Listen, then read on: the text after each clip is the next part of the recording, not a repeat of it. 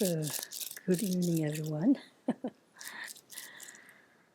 First, I would like to thank you, Venerable Chudunda, suggesting me to talk about debate today, right? All of you. And when you say talk about debate, first I thought, well, it would be easy.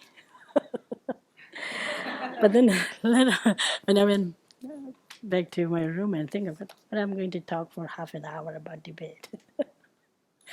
Well, okay, then I thought, well, I'll just think about a little bit what debate it means and how little bit history of the debate, and particularly in Buddhist philosophy. So when you say debate, the English language debate, right? But then in Tibetan language, what we say for debate is chera, cheda or chera.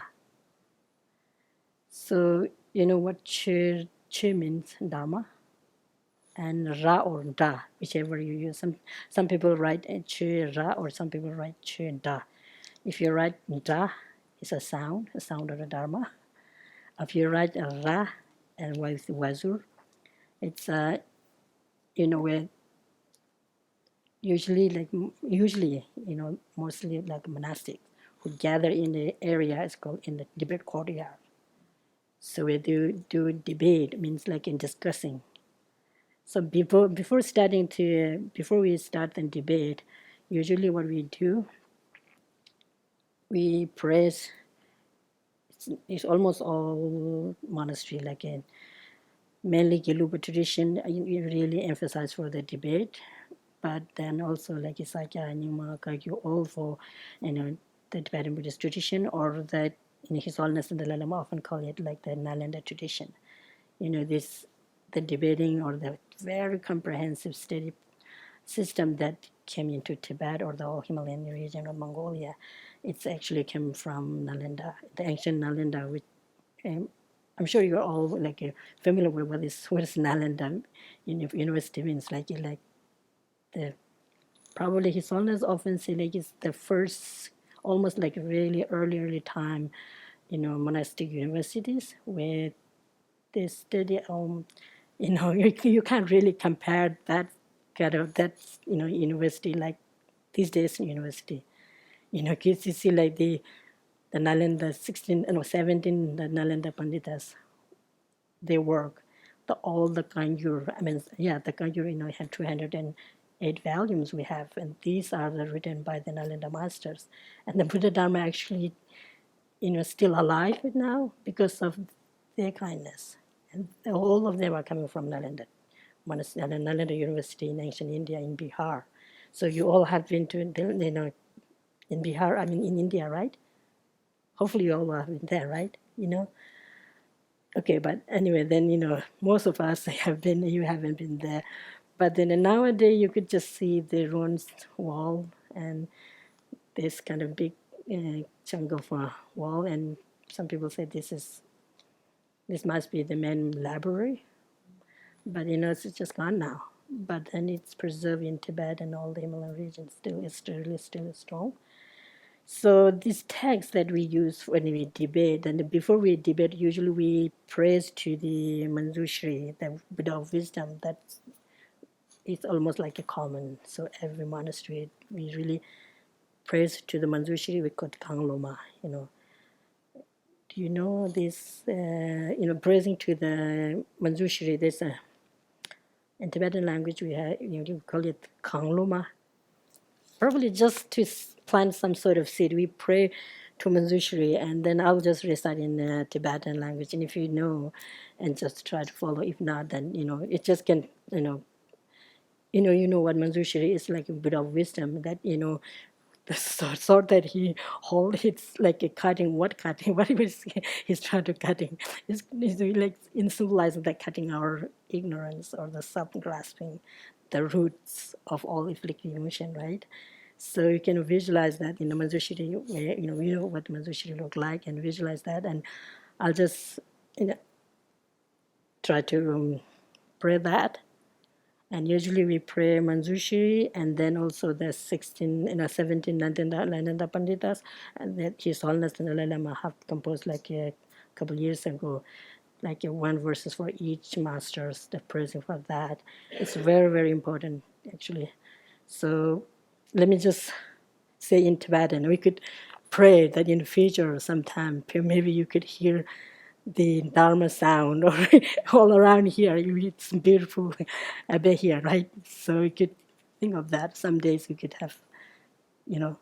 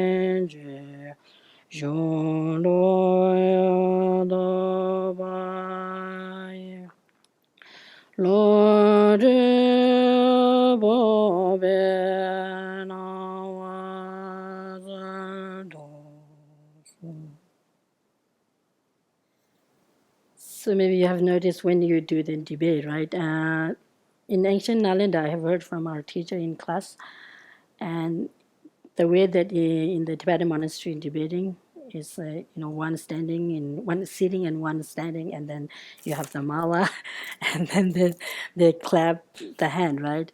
But in ancient Nalanda, they do not really do that. They usually, they master, what do you call it? Snap, but it's a debate which is like discussing and questioning, answering, but the way they debate is snapping like this. And then in Tibet, it came to like like a clapping hand and putting the foot right foot toward this side, and there is a significant reason in that. And I heard there was created by one of the Sakya master. Let me see.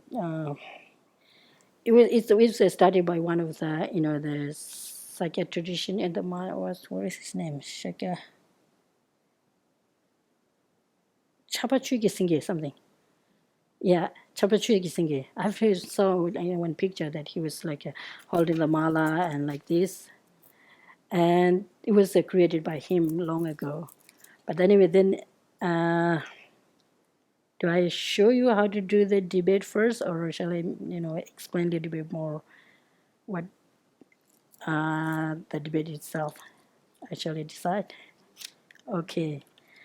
Okay, let me just explain a little bit more about why we are debating, and you can debate any topics, any topics. You don't have to be like, when you say debate, in our thinking, you think that probably you have to study like in, you know, like you memorize some verses, and then you have to have them in like a religious. It has to be something religious, or something have to be like a Buddhist text or something, right? It's not necessary in a way. But then, yeah, of course, in the Tibetan or the Buddhist debate, it has to do with the philosophical discussion. And then when you say philosophical discussion, you have to have some, like sources that we have to rely. Otherwise, it just go everywhere. You can't really find the point where what you are really discussing. So you have to follow certain rules. And then the main text, you debate like out of the 5 major Buddhist philosophical texts in the Tibetan monastic education we study, and debate and the discussion is the very, very important part of our study. So when you debate, you have the, what you would call it, the opponent, and then the answerer and the questioner, right? So one is answering and one is questioning. So you have to have like individually, like in two part, like a debate, and then also you can have like group debate. When you do the group debate, you have like a one or two, usually two-person answer, monks or nuns, and then from all the different levels of classes they could debate, and any topic can be debated. So the main reason about debating is to like sharpen your mind. At the same time, before you really start starting the debate, what do? Usually you say like take the mala with us, and then clap your hand, and you say like teach without chichen. Like what teach without chichen? Di means in the syllable, the mantra of Manjushri. So di chita chujen means di chita chujen. Di means this, right? Chitawashin, as it is. It actually start like chujen. I don't know what word you have in English. Chujen means this or something like this, but it means like let me see. Actually, starting about we're going to discuss on something. What is the reality? What is the nature of reality? And you could have some different all different understanding of that, in the different level of understanding the emptiness. You talk about the emptiness and the true nature of impermanence, and when you're talking about the Four Noble Truths, and what is the true nature of suffering, and what is the true nature of causes of suffering, and what is the true nature of the cessation or the end of the suffering, and what is the true nature of the path that lead you to end of suffering. So you could start with like that, and in the true nature, it has two, right? The ultimate nature and the conventional nature. So the very one word, it's a very one word, that D, right? But it has a lot of meaning. And then before you really start that, you have to visualize that Manjushri is there to help us to eliminate our ignorance and our affliction. And then you start, if you motivate with that, and then the whole debate, whether you debate like 1 hour or 2 hours or half an hour, it really become like a part of your practice or part of your Dharma practice, rather than like refuting each other. Of course, when you see sometimes you get, we really argue, and if two-person debating, and you could have different viewpoints, but that doesn't really mean that you are like clashing each other or like refuting each other. But both parties will really gain and by the answering. Sometimes even like if you know the answer, if you know the correct answer, just try just to for the benefit for both sides. You tend to be, you don't know the answer, you just try to give the wrong answer, and just to see what the debater will say, and then especially when you debate like the Buddhist reasoning and the logic, the Pramanavartika, and the main master for the Pramanavartika is Dignak and Dharmakirti. So these two texts are especially very important for debate, and where you have the valid reason that give to understand the true nature of reality, and you could use any topics. The choice, what is the true nature of your mind? It's just one sentence, and then if you discuss, it could discuss forever, right? So the motivation is very, very important when you debate. If you do not really create clear motivation that what we are going to debating here, what we are going to discussing here, to benefit both sides, to clear up our negativities and like cultivate or increase the good qualities. So that's really, really important things. And if you do not really create, and if you do not really create that kind of motivation, then sometimes, if you think just only thinking about I'm going to win and he or she going to be refuted, and then the competition kind of motivation, if you debate with that, sometimes it's kind of dangerous too. You can create more arrogance and pride, and instead of like in eliminating this negativity, you can really create that kind of negativity. That's true. So that's why before starting the debate, visualizing Manjushri and creating clear motivation is very, very important. So this is what when we do the debate, and that the way that we debate is really, really precise in the Tibetan Buddhist tradition or the Nalanda tradition. And I was looking with a few Buddhists today, how could you really pick in kind of concise way, but it's kind of getting scattered. But then anyway, I could just put in it that way. When you study any of the five major texts, the five major Buddhist philosophical texts, maybe I'll just mention them, even though you know, right? The Pramanavartika, which is the Buddhist main reasoning and logic and reasoning, that written in the main text, the root text were written by Dignak, and then he has written the auto commentary, and then another commentary, very important commentary, that written by Dharmakirti. That actually we use as a textbook when you study the whole thing. That's the main thing. And he had the Dharmakirti text is a Sema Namdel. What do you call in English? Sema Namdel. Sema is valid. Namdel is a commentary, right? The compendium, yeah. Yeah, the compendium of valid cognition, that's right. Reliable or the valid cognition, yeah.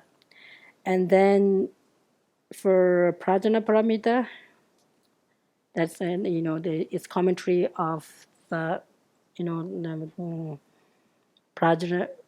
Yeah, the root text is written by Maitreya Buddha, and then it has so many different commentaries, like in Dewa Tenzin, and then in the Tibetan Lama Tsongkhapa and his two main disciples have written commentaries, and then each monastery have their own textbooks as well, written by like Devung Losling have Losling Icha, Losling textbook, and Sera have their own.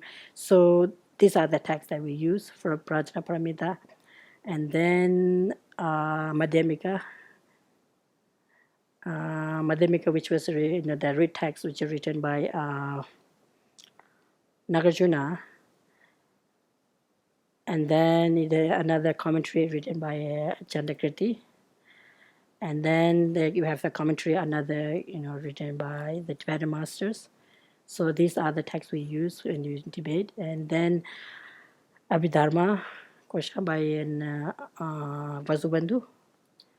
And then Vinaya text, which is written by Shakyaprava or the Gunaprava, one of them, for the Nalanda master. And then we have in Tibet, mainly, different, Tibetan masters have different commentaries are there. So that's one thing. And then before we start the main text, we do like a 2 or 3 years study of, we call it like a preliminary practice of debate. The collective topics where you study, color, form, shape, like that, to build up the skill how to debate. Then and the mind and what was that? The lyric, mind and awareness. Yeah, they use that translation. Mind and awareness, and then the very short tenets to the Rinchen Tenwa. So for most of them on 109, they do study like 2 or 3 years of that, and then we study the major texts. So usually it takes like 17, 18, 19, 20 years. But anyway, these are the texts that we use and when we debate. So how can we really use that text when you debate? So you have to memorize the root text at least. Well, it's not really that long. Most are not really that long. But Abhidharma is quite long, I think. Otherwise, others are like 15 pages or 20 pages, 30 pages are there. So you have to memorize the root text. And then, each year we have divided the topics. So we study like a 6 year of Prajna Pramita, and you had like 8 chapters. It has 8 chapter, right? So it's divided for each year, and then like a Madhyamika and the Abhidharma, all we have. But then Samanamdal, the logic and reasoning. Usually at the monasteries we study 2 months in a year. So that come like when you do the annual debate. You call this annual debate session in Janggunji. So during that time, before we go to the Janggunji, we study 1 month, and then 1 month during Janggunji. So 2 years each. 2 months in each year. So that come like 3 or 4 years sort of studies. So then, what is the main purpose of debate? What is the main purpose of debate? People ask that, right? I found one of the book that written by, I can't remember the name of the book, but I read one in the library yesterday. He had put as a few point in there. Then I wasn't really sure whether I should really go there or not. It's really, it feel a lot of things. And he said like the main purpose of debate is Buddhist philosophy. He said directing one toward one's own liberation, like that. That's fine. Yeah, it's just true. And then when you start, like cutting your ignorance, which means that it's, directing you toward the liberation. So then what is liberation?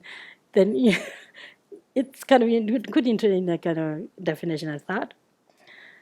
What he says here, it was interesting. The purpose of a debate in Buddhist philosophy is directing one's toward one's own liberation, which is abandon the first two truths, like that suffering and the cause of suffering in the Four Noble Truth, and then attain the cessation, and then how to practice that path, which is really true. It has to be there. And then another thing is when you debate, you have to think about keeping in our mind one thing, that negating or refuting misconception or like an invalid reason. In Tibetan, we call it Zhenlu Gapa. So like refuting others' views. It says others' views. So Zhenlu Gapa means refuting or refuting misconception or the refuting others' view. In the text, usually it mentions other views. Others' view means like wrong views, probably. So then when you're talking about that, then it's coming to Buddhist, the topic has to be Buddhist debate. And then the second one thing is like posing the right view, Ranglu Shakpa. So the other views are the wrong. What is the wrong view and what is the correct view? And how could you say which is wrong or which is correct? And when you do the discussion, what is the wrong view? You have to identify the wrong view, and then we have to identify the right view. And how could you really prove that this is the right view and that is the wrong view? And when you didn't make a discussion on that, that's a debate. It says like then the third significance is that and you have to find the valid reason that the right view is the right view, not only just a kind of a quotation from text. Of course, you need to have a quotation source when you like a reliable sources that you have to base on, but mainly you have to use our own mind. But then you have to study, otherwise you can't really, you can't really pause that this is the right view and that's the wrong view. So you could make one example for what is the wrong view or what is the right view. Probably simple thing, like in Buddha, in the collective the text that we study at the early time, like Damitakpa, sound. There is the wrong view is like the sound is permanent. There's a view that sound is sound is like a permanent. Many like tenets or like scholars or philosophers, they believe that the sound is sound like any sound. That way we making when we talk we make sounds, right? And we can hear like wind or water or any sound. The one of the thing then one of the non-Buddhist tenets, Vashika, what is that?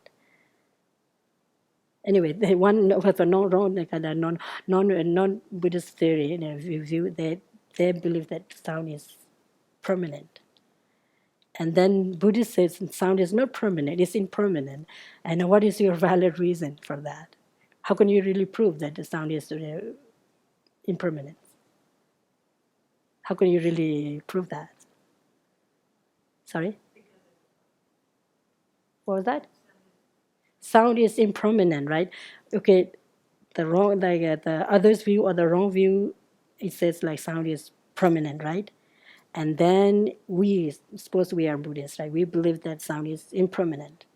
And then the two people come here now, so we have completely two different views there, right?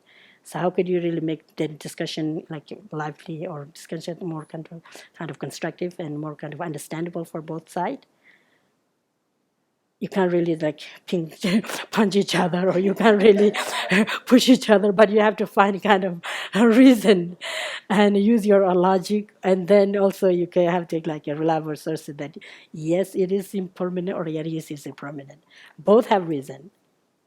The non-Buddhist view or those who ever believe that sound is permanent, they think that sound is permanent because it's like a property of a space or something. But space is permanent or impermanent again. Namka, in Tibetan language we call this namka.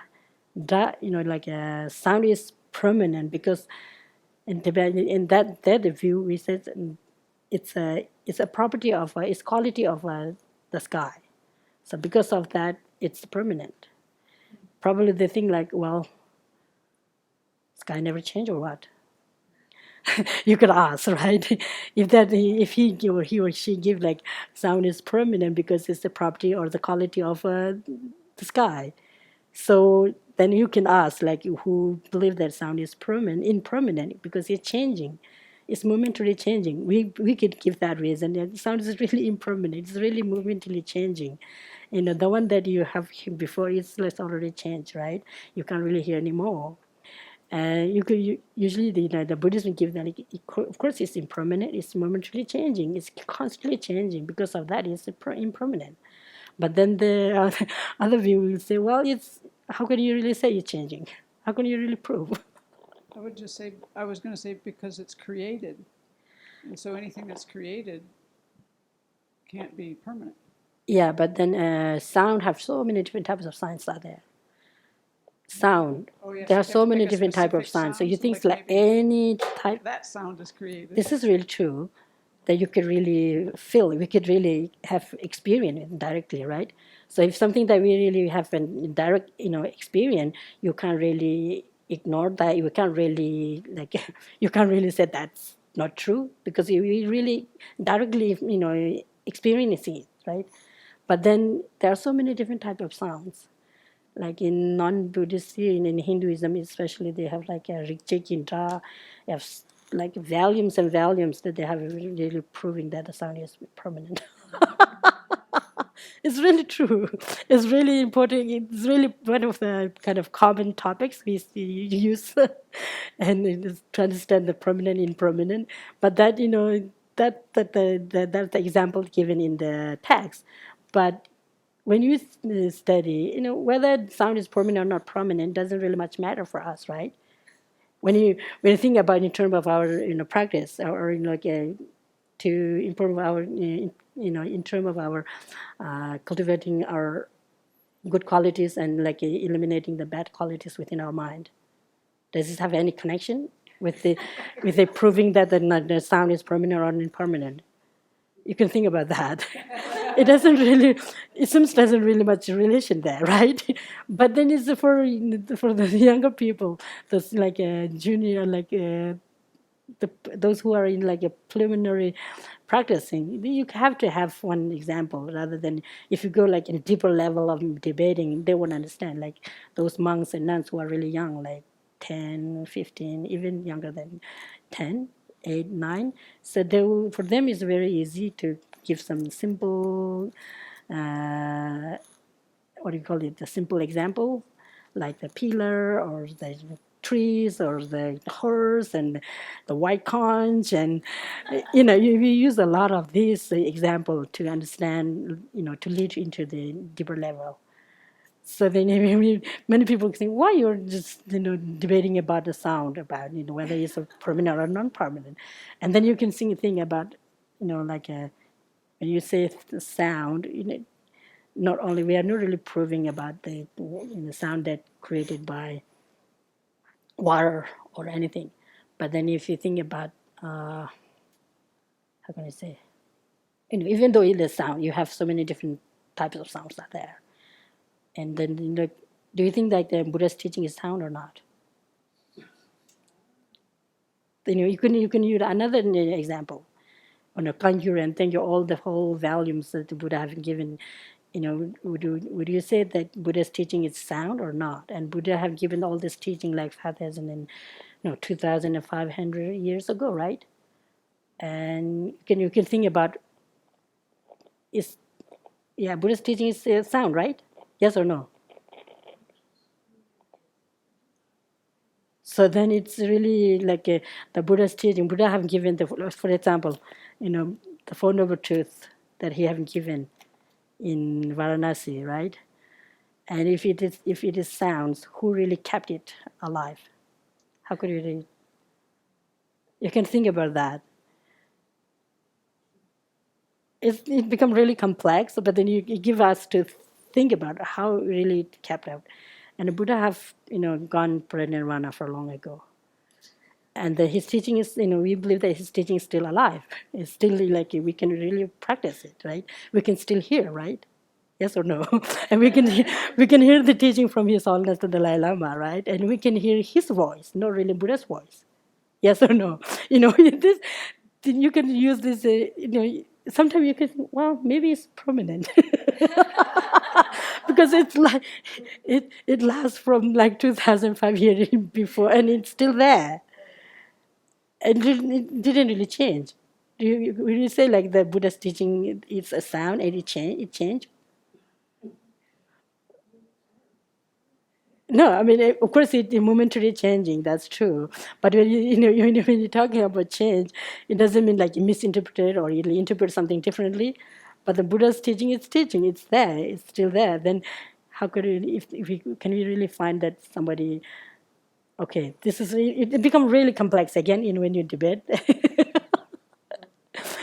whether we can make sound. That's because of our mouth and tongue, create by because when you start talking, and then we can create that sound, right? That is coming from the tongue, or is it coming from the throat, or is it coming from where? All of those, right? So then, okay, maybe we could think about the transmission. Then we receive transmission from our Lama, right? Our Lama have received that transmission from his Lama, his or her Lama, and then you can just go all the way up to Buddha. So that way we can prove that Buddha's teaching is still alive, and it's a sound. Like in Tibetan word, you have, I don't know the English correct term in there. Lungi chugur, toki chugur, right? The transmitted teaching, and then the path, the realized teaching. So then the transmitted teaching, which is the sound, and then the realized teaching, which is, but then our teacher cannot really give his like path or realization to us, but he can show us, right, through transmitting, through explaining. So then Buddha's teaching is still alive because we have these transmissions are there. Yeah, we believe like Buddha have given the teaching in different sounds according to the sentient beings. Buddha can have, even though if he speak in like Sanskrit, those people who do not even understand Sanskrit, they will understand their own language.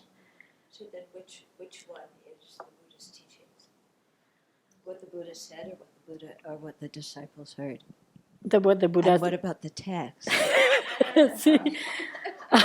See, we can debate that now. Yeah. And aren't words demanduchi? Our word words. What is are sound? the transmitted teachings words, and words are demanduchi, abstract phenomena. Right. No, words are sound. No. It's a form. No, words and phrases are demanduchi.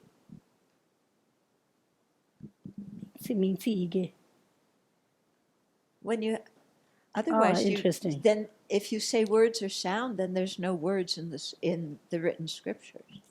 But when you say the scripture and the written scripture, we have the paper and then the script there, right? It's the handwriting.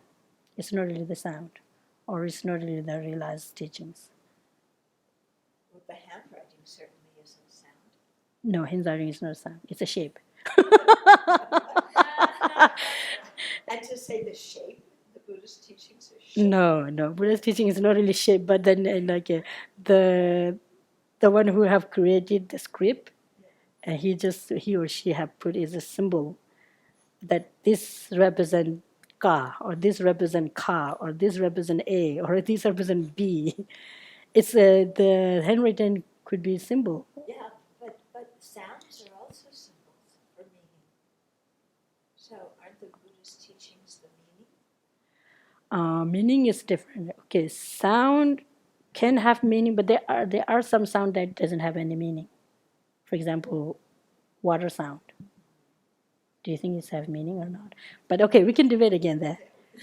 Yeah, we have some kind of a belief that Buddha have given teaching so many different levels, not really verbally, and sometimes you could because of his power that he could what do you call it, manifest, like when the the trees, when you have the wind, when wind come here there, and it's just shake it the leaves, and because from that sound, some individuals, some of those who have ripened there,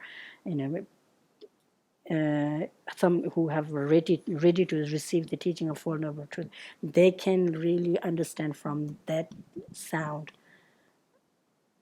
In Tibetan,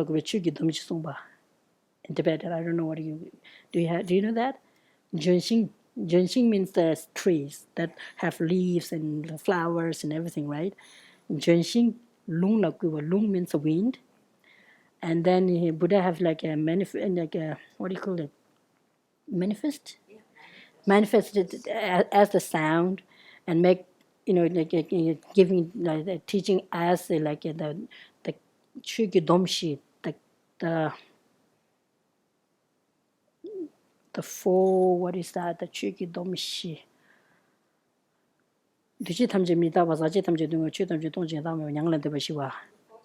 The four seal, exactly.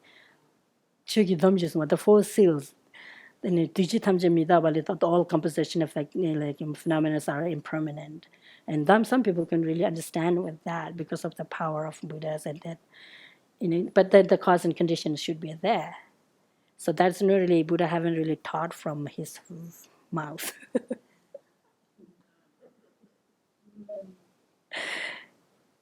So a lot of things to do. Think about when you debate. These are the topics really coming up.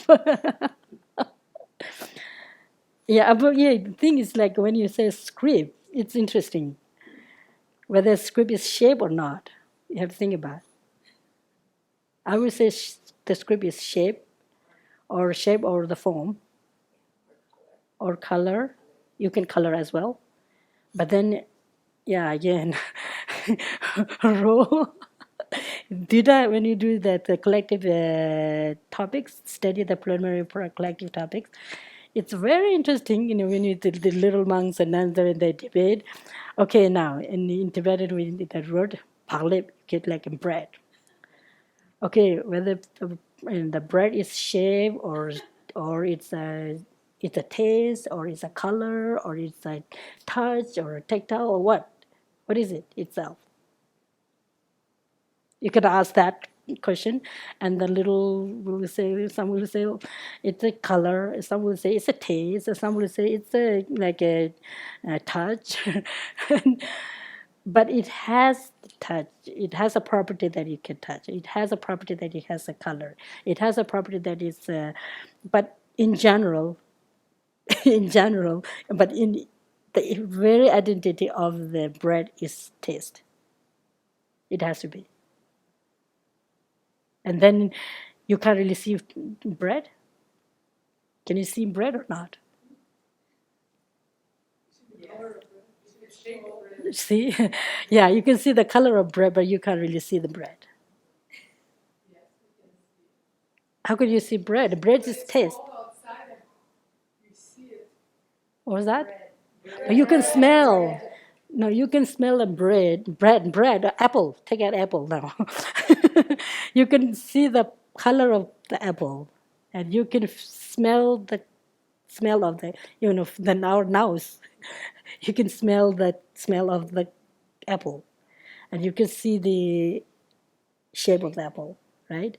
And you can really touch that, what do you call it, tactile of the apple. But the apple itself is taste. Yes or no? No? It has to be. No, it is taste. So now we have to debate it. Like you have to clap your hand. Why not? Why not? I'm saying like apple is taste. What was that? Oh,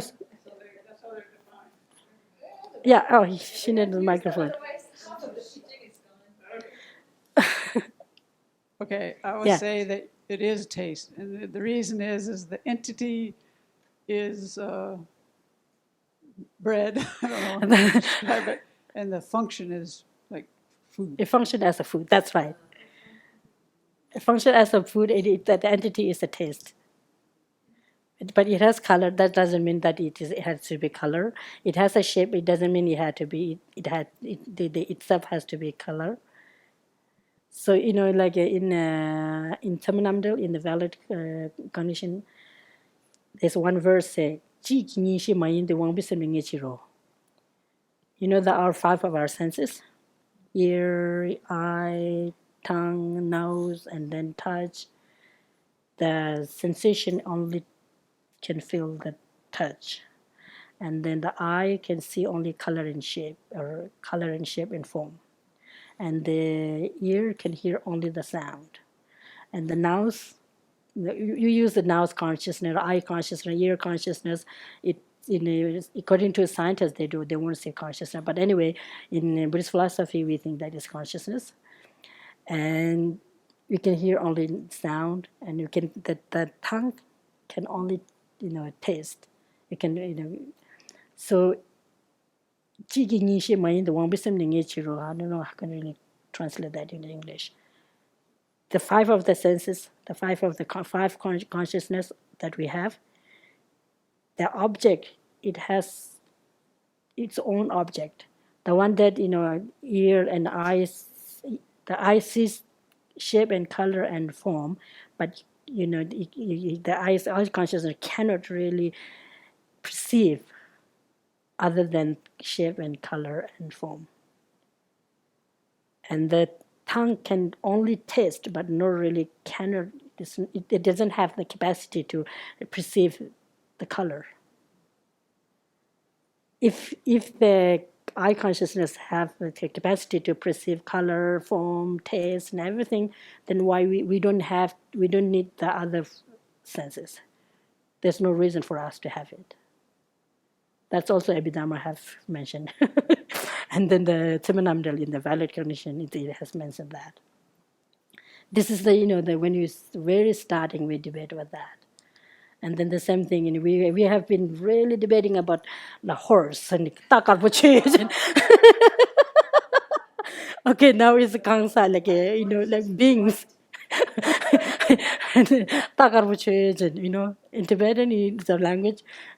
There's no really right word we have in English, chechen. The subject, okay. Okay, pick up the subject as the white horse. And common people say we have white horse, right? Do we have white horse? White horse. How can you say white horse? Horse is horse, white is color. You can say white horse, but you can't say a white horse is white. That's right. Well, white horse is white. Yeah, you can't say it because white is a color and horse is a person. Yeah. You can say white horse, That's right. So but the white horse isn't white. white horse, but you can't really see white horse.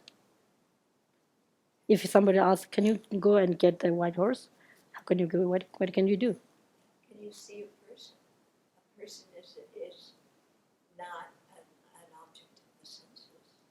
See, now we have to debate again. If you can't really see a person, if you can,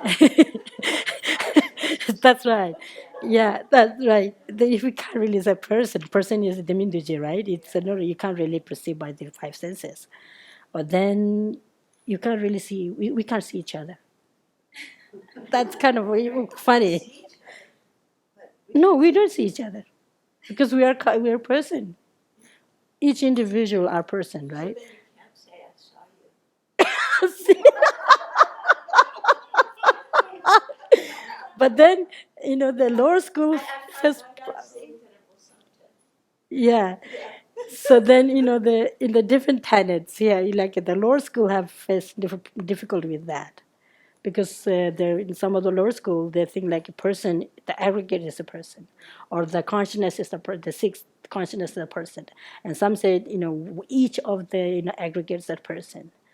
They really say that because they identified, for example. So your name is something, right? No, sorry, Chunila. So you are Chunyi, right? So if somebody call you Chunila and we say, where is Chunyi? We'll just straight away here. We really straight away really point for your body, right? So your body is not you, but then how can you really point your body as you?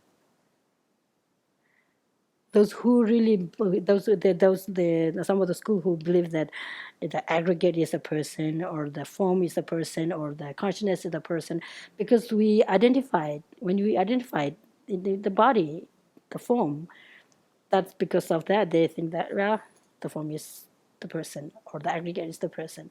But then according to Madhyamika tenets, no problem. There's no problem. It says, you see the person form or the color or the face, it the quality, which is your qualities or your properties, the person properties, it's not really the person. It's the person is dependent on your aggregates, right? So when you see the dakshi and dakche in Tibetan language, the person is labeled on the basis of the designation and of the object. So then, according to the Madhyamika views, there's no problem. It's seems quite easy, right? So the bread isn't taste. Bread is taste. Sorry. Oh, It is not taste. It is not taste. What is it For then? the same reason that person is not the body. The bread is not taste. The same reason. Yeah, the bread is merely designated in dependence upon the taste and the texture and all these things, but it isn't taste. But bread function as a taste. No. Bread functions as food. So what is the function of food then? Yeah, to help you stay alive. To help you stay alive. Live, yeah. But bread can't be the taste. Is it one with the taste or different from the taste? It's inherently Bread one. itself is no, but it doesn't really exist inherently. That's true. Yeah. But bread is exist. Bread exists, but bread, Bread- is not the taste. If bread is not taste, and then the color is not Because color, then and when the form is not if form. bread were the taste, then when I say I see the bread means I see the taste. No, You we see a won't. taste, No, we won't see taste. We Yeah. see the bread color or the shape. so you taste the bread's taste also. American So- bread has no taste. Yeah. No. Of course, you have the taste. Bread have the taste. American bread only has shape and color. What are you talking? See? Very good. No, it's a good one. It's a good Yeah, one. so my point is American bread only has shape and color. You must be talking about Tibetan bread. No. Bread. Any bread that exists in this world has to be the same, no matter whether it's a big or small or round or tall. I mean, or round or triangle or whatever. Bread is bread, right? And bread function as a bread. So, and I would say bread is a. What was that? Is a cupcake bread? Cake is bread. Oh, cake is bread? Yeah, and milk and water. So when people get married, they have wedding bread. Well, it's a different label for bread. We label different. We have so many different types of breads, right? Yeah. With a variety of breads, and each has different names. But in general, bread is bread, right? In general, human being is a human being. And then you have like Indian, or American, or European, or white, or black, or like What's that. the real bread? What is the real bread? It's taste.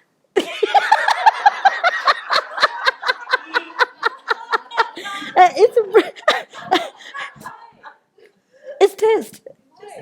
Why? Why? Because our tongue really, the tongue consciousness or the tongue senses really perceive as a taste. And that's valid. You can't really fool the tongue. So when you go into a bakery, then you're seeing taste. No, you're not seeing taste, but you're seeing the color of the bread or the shape of the bread. Yeah, but you just By told me seeing bread- seeing the bread was eye. taste. What was that? So you just told me bread was taste. So then I go in there and I say, there's bread, meaning there's taste. Uh, Please get me some taste. Put that in the bag. that's great. And there is a people who Taste does in the that. bag, wrap it well, so it doesn't get stale. That's right. Yeah, it's well, No, that's not really mean. You can't really debate with the shopkeeper. Maybe the shopkeeper is not arguing about the bread is taste or not. And you have to work with the common people. The common people label like a bread as a bread, and they do not really make any investigation or any kind of Bread is analogy. money. Bread is money. Yeah, bread is money. For the shopkeeper, probably the money. So it seems like these debates are based on the definitions. Yes. And so you have to have some commonly held the definitions.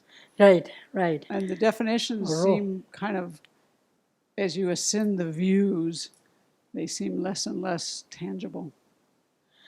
First like, we I have- mean, yeah. like I can see why you could say bread was taste, but if you, that's because of because we're defining an entity and a function, and we're choosing an entity and a function that work for that sense. So like water, wet and moistening. What is water? Is water taste or is water tangible?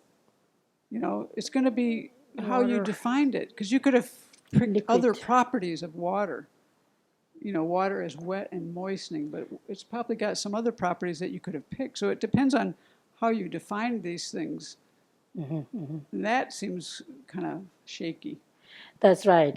Yes, if you have the correct definition, then there is no kind of interpretation or there's, you know. But then if you pick up just an example, that doesn't make sense. But okay, the definition for taste is any object. No. Bread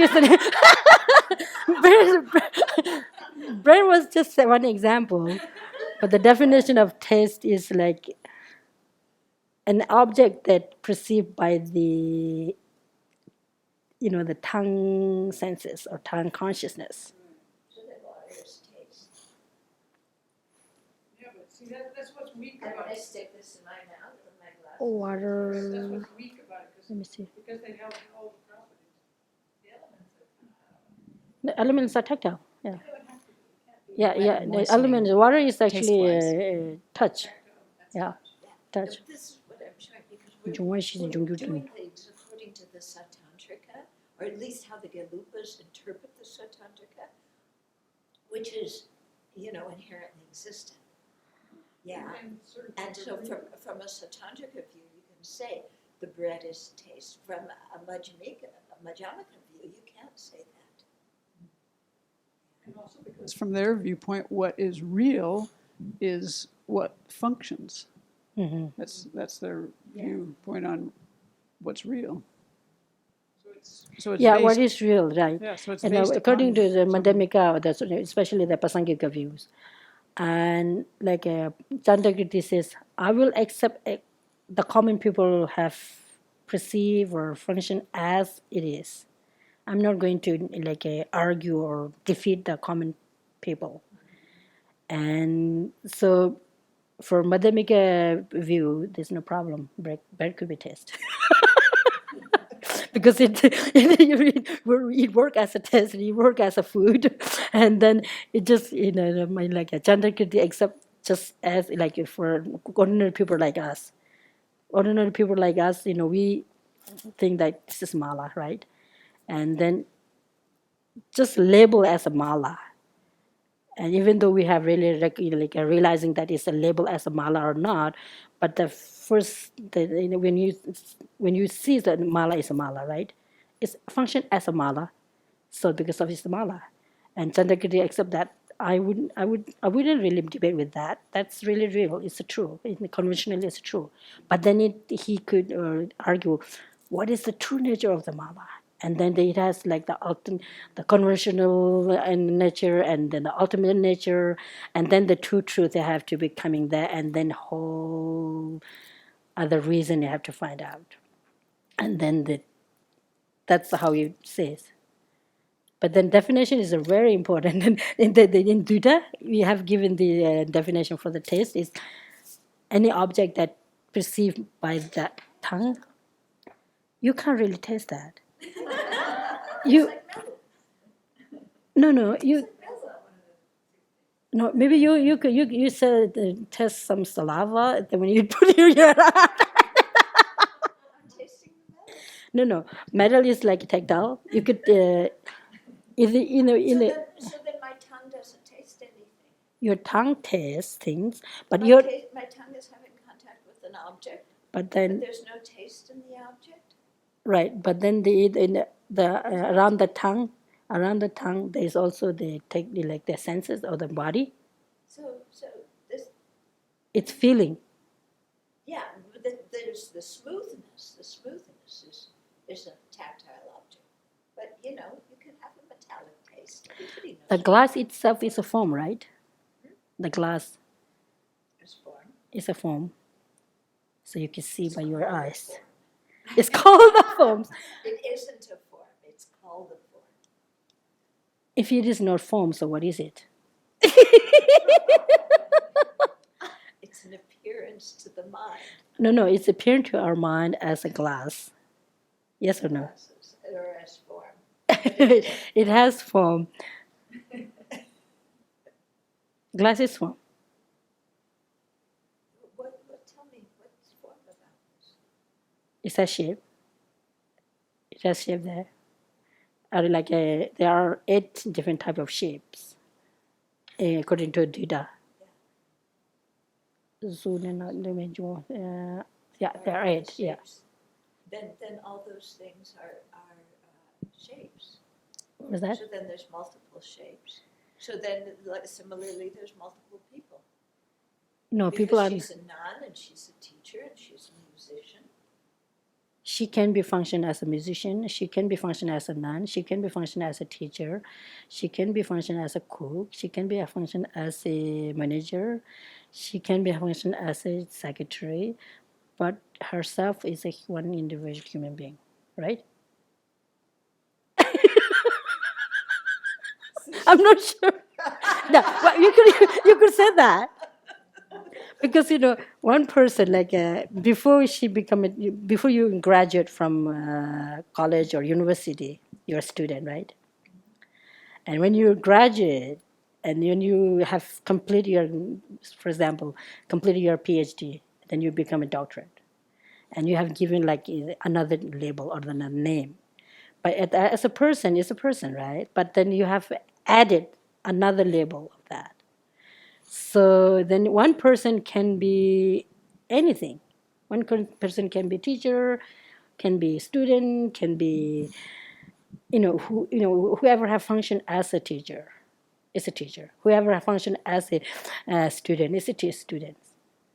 So you can't really say one person only student, not teacher. It's only teacher, not student. So the same applies to the bread. No. Say it's only taste.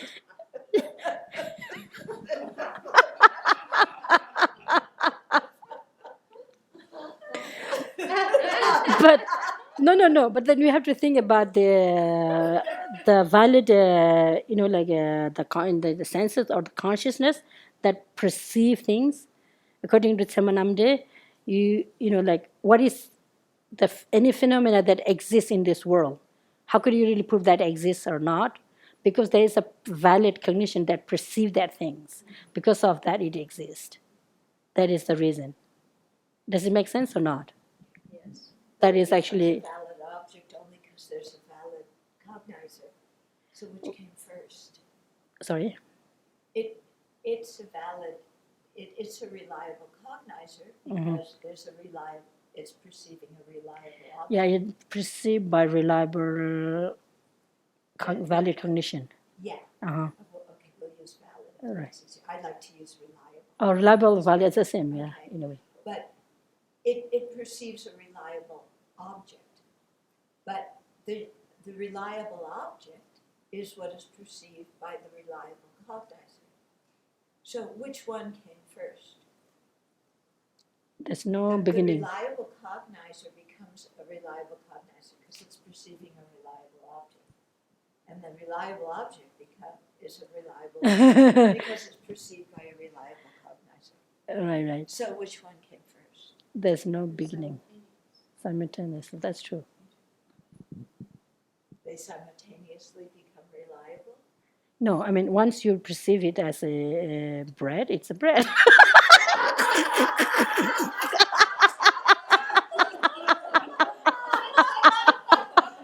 But there's no really which come first.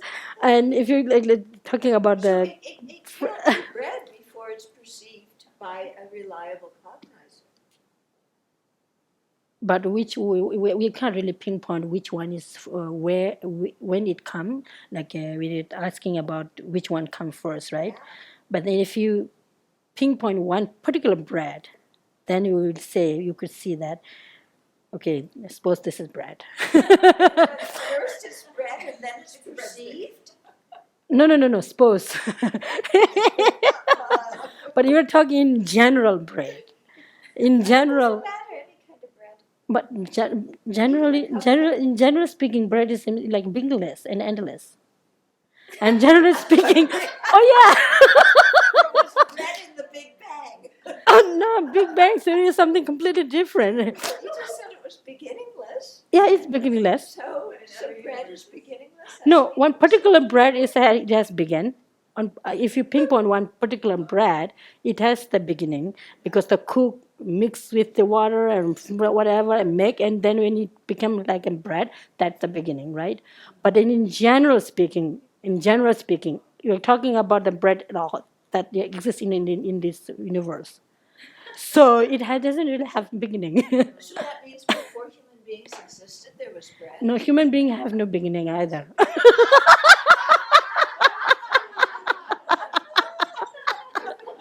Talk to Darwin about that one. Well, Or God. Maybe you're a Christian.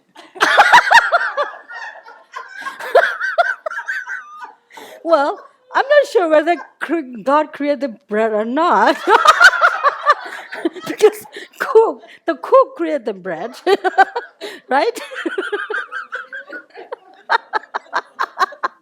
And even not Darwin, I guess. Darwin has an evolution theory, but it has some common with the Buddhist philosophy. But that doesn't really mean that what he says is completely 100% kind of true. But you can't say bread's beginning.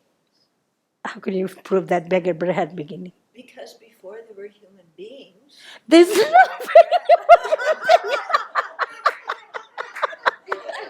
human being exists from the beginningless, and then they did.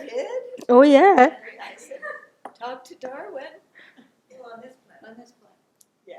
on this planet, and then you have like a countless universe. But how do we know that they all ate bread? No, even Maybe the kind of bodies they had, bread was indigestible. Maybe they were all glucose. it's true. They Probably okay. Maybe if you talk about according to Abhidharma, and we have like the 6 realms. Do we believe the 6 realms or not? Yeah. Is exist or not? And then out of the 6 realms, the desire realms only depend on like a food and what do you call it, like duji. It's depend on food. So bread is there, always there. Since the beginning of, if just in case, if this desire realm have beginning, yes, there is. That's right. There is a beginning in a way, but then no. It doesn't have beginning, but just one particular of the when you're counting the yan, the countless yans and the kalpa culture like this, and they are like one specific human beings may have beginning, but the human being in general doesn't have any beginning. So if the human being doesn't have any beginning, then their food has to be not beginning either. So because you a human being or the bodies have to sustain, or the human being or sustain based on the food or the maybe things in these. There are some individuals who could sustain on like a meditation, but in general, the majority cannot sustain by the meditation power. That's really assuming that in the universe, human beings, all have look-alike. Only on this earth right now are there human beings that don't live in the water. There are other planets out there that's possible that their equivalent of a human being is a water being. They wouldn't have bread. So not our version of it. Soggy bread, very soggy. You have to cook it. Have fun. You have to cook the bread Well, before what do you you, eat bread. okay. Let me ask that. What do you mean, like a water creature, like a fish or like a least, or I'm talking about an intelligent, sentient being that lives in the water. They don't necessarily have them on this earth. There are billions of planets out there. That's true. That's true. But then if there is a realms in water where human being can survive, they have food. They must have food, or they may have a different type of food that different type of food than what we have here. Yeah, it's becoming less. No, no. Yeah. Why not, right? Because they all, maybe they have food. No, they must have food. Yeah, but their food wasn't necessarily bread. Not necessarily bread, but they may have bread and they may have like a vegetable or they may have a different type of food, but the bread can be their food too. Why not? Because bread has to get cooked in an oven and you can't cook underwater. You can have a different type of breads. I remember, listen, when I'm no. Listen, no. Listen, we can cook bread on like a solar heating. Not really particularly make like a solar kind of cooker, but when I was little, when I go to look after like animals like goats or sheep, what we do, we take some flour with us and go to the mountain, and then in the summer, in the sun is really bright and really hot, right? What we do, just make this, and we have like a piece of stone there, and make the bread, just put in there, and then cover with like a plastic or some other cloth, leave it there for some time, and it becomes bread. It's really cooked as a bread. There's no oven there. Well, then the slate is oven probably. Oven not necessarily have to be like that. Oven can be in big glass again. No, you can have all different types of oven there. Solar oven, electric oven, or I don't know, whatever we have for oven, right? And then fire stove. Uh, well, Just because there's not bread in that particular underwater world doesn't mean that there aren't humans having bread somewhere else in the universe either. We're assuming That's right. one planet at a time here. No, but we're also assuming that human beings.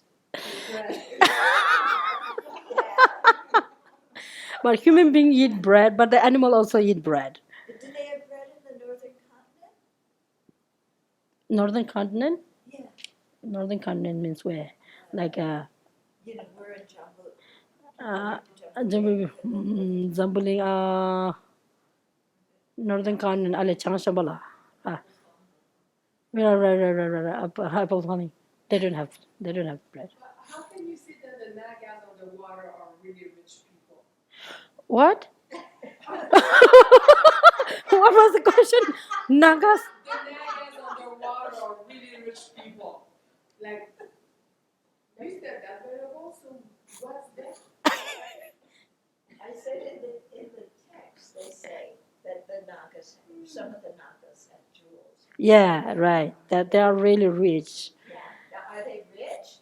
I don't know. Do they have a stock market? Do they have banks? How do you measure wealth for a Naga? They may, I would say they may don't have bank like the bank that we have, but they may have a different type of bank where they keep their jewel on their crown, their own head. Like in Chopa in one text, when you study the Katenji, like the Buddha's teaching and its commentaries. What is Buddha's teaching? What is its commentaries, right? We study that, and then we have to like identify what is Buddhist teaching and commentaries and what is non-Buddhist teaching and commentaries. And you have like a six, seven different types of non-Buddhists have a text. And one non-Buddhist scholar who have written like volumes and volumes that one of the Naga have really rich, like very, very expensive jewelry. Zug means like a crown, like the jewelry of the crown. It's very expensive, maybe made by like gold and diamond like that, and that they believe that it's really true that he or she have it, and then he was thinking that he's going to get that, and how he was going to get that. He have written that just make his own imagination, make some imagination, and like wrote like a poetry way that he's going to get that jewel to him, to get for himself. He have written that book, whole book and it's like that's Tenzin. but it doesn't really have the meaning. It doesn't really have, you can't really get it. You can't really get it in Aborigine because it's like in the Naga realms, and so Nagas in like a wealth, it just only belong to Nagas, not for us, not for the person who really wanted to get that Nagas jewels. Interesting. And how did we get the scriptures from the Scripture. the Prussian parody? That's, see, Nagarjuna have brought that back when it disappeared from this world. In fact, the words or the books? The words, I would say the word. You brought that. So that means Nagas speak English. They speak Tibetan. Probably they will understand. Well, this that's interesting. Belief in there. It's really believe that there are some Nagas who come to listen teaching. It's quite real that some person definitely there. And then the Nagas, usually we consider Nagas are animal, but then they come to listen teachings. So those who listen teaching not necessarily have to be human. Tell the cats that. Yeah. They were- What was that? The cats are listening, Oh yeah. sort of. I don't think this is a definition of a human, but I have this memory of humans being those who are of the type who understand language and conception. Is that right? So, Yeah. but that's not exclusive of Nagas then. Riksuneba. Huh? There's one word at Riksuneba. Rigne in Tibetan. I don't know what the English language in here. You know, what is definition of human being? And the definition that given in the text is probably, yeah. Let me see the definition of what was that you said, Sapila? The definition of human being in is Is by type. Mashe Tönku Riksuneba in Tibetan. Masheba means those who could speak, and those who could understand understand the language. meaning or the language. And you say by type because that includes babies, but or people who have lost their faculty. But what about Those who have lost their faculties they are human beings, but they are included in human beings. Riksuneba probably is included in human beings, but then it doesn't have the whole quality of the human beings. Babies aren't human beings. They are human beings. they're by type of human beings? Type of human beings. By type. Included. Definition. They do not really fulfill the definition, but included in the human beings. And one day he or she, the little baby, will be able to speak and understand the meaning of the language. No, it's like Mashi Tengu Riksuneba. Mashi Tengu Riksuneba. Mashiba means those who can speak, and Tenkowa, turn means meaning, and Tenkowa means like who can understand the meaning. Who could be, who have the potential to understand the meaning. Oh, who have the potential of understand the meaning. Have the potential. Somebody who's deaf. Deaf. That's right. But then you have this body language. You have the, yeah? They can understand with their body language. And if they're like completely deaf and blind, then sometimes they can touch. Yeah. Geshe, I'm just wondering if there was more you wanted to say about debate. Oh, yeah, we were keep discussing, right. Okay, well, okay, I will just say what debate means is simply no, I know. No, I know. But I mean, I will just say what debate means in simple, it makes just some simple thing. Like debate means like discussion, and you have a different way of debate and different way of discussion. And if you want to see how do you do that in the visualization, I was thinking I'm going to explain at the beginning, but I forgot somehow. When you did the debate, right? Maybe I'll just show you a little bit. That would be good, right? Just a minute.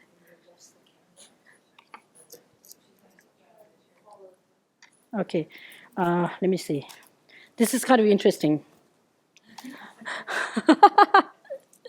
How do you do when you just stand up and then suppose you're the one who is going to answer to me, right? And when you do debate, when you start, usually you just put your Zen on your hand and pay respect to you, really. You have to think about that. And you say, take your mala like this. The right hand has to, the left hand has to be on the underneath, and the right hand has to be like this. And what you do, like you say, this is a chichen, and you do like this. And then you have to visualize like this. And teach the children, you clap like this, and then you pull like this. So while you're clapping and pulling up, you think about that you're going to enlighten yourself or sharpen your mind or sharpen your wisdom and try to understand whichever topics you're going to discuss, to understand for both, to better understand for both, right? That's another motivation you got to think. And then while you're pulling up, you have to usually you have to think like, try to visualize that you're not going to try blocking to rebirth, taking rebirth in the lower realms, and then think about that those who are suffering, or those, especially those that are suffering in the lower realms, are trying pulling them up here. This is the way that you have to think about this. And sometimes it's kind of busy thing, but if you do really slowly and like very mindfully, you can really think about that. And then when the topic's coming really hot topic, when you're really debating, really into it, probably you're not aware what is going on, whether you're really thinking what that pulling up or not, or blocking the door to get taken rebooted into lower realms, or the suffering, more suffering or not. But then if you create the motivation at the beginning, then you just continually go, then the whole time will be really effective and really meditative. So you could call that as like a analytical meditation in a way. When you meditate, you have like single one meditation and then analytical meditation. And the debate is the best analytical meditation. So you do analyze the things, and not only the external thing, but also the internal thing. So this is how you really do debate. And then I don't know about this. Some people when you step your feet like this too, and then when you want to make very kind of productive and like a really active debate, and then you what do you call wrap your zen here.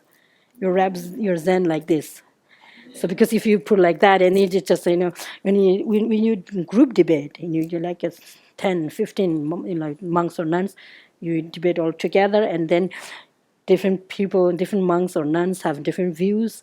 If I say like bread is taste, and she will say like no, bread is color, and you will say bread is touch, and then everyone wanted to have their own kind of proven and reason, and sometimes you can even find like a quotation. Some people say yes, bread is color. Some people, there are some quotations like, yeah, no, and the sound is permanent. So then, sometimes in a reliable sources quotation, if they're quoted like a Chandrakirti or Nagarjuna, then like me or you cannot really say that I'm better than him, and you have to accept the quotation, and then you have to try to explain the meaning of, maybe they have another interpretation, or like Tangdun, in direct definitive interpretation. So then you can make some adjustment there. This is the way of debate. So maybe one day we will debate like this. Okay? Yeah. I think we are done in a way. So and maybe we'll dedicate, I guess we have created some interesting discussion or debate. So probably we'll dedicate that to long life of His Holiness, the Dalai Lama, and all of our teachers that are lamas that we have directly connected to us, or even though not really directly connected to us, but they, whoever he or she of benefiting by the Buddha Dharma, live them long, and they have good health, and the noble activities for their, what do you call it, prevail.